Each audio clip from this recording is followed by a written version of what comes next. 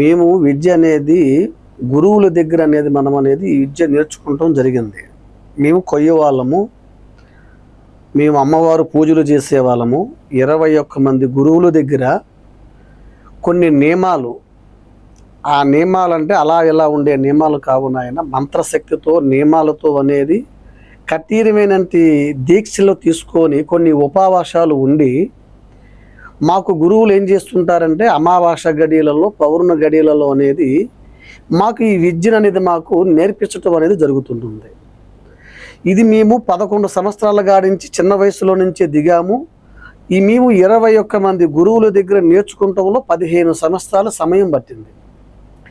ఎవరికి ఏ వాక్శుద్ధి ఇవ్వాలనేది అమ్మవారు మనకనేది వాక్శుద్ధి ఇస్తుంటుంది.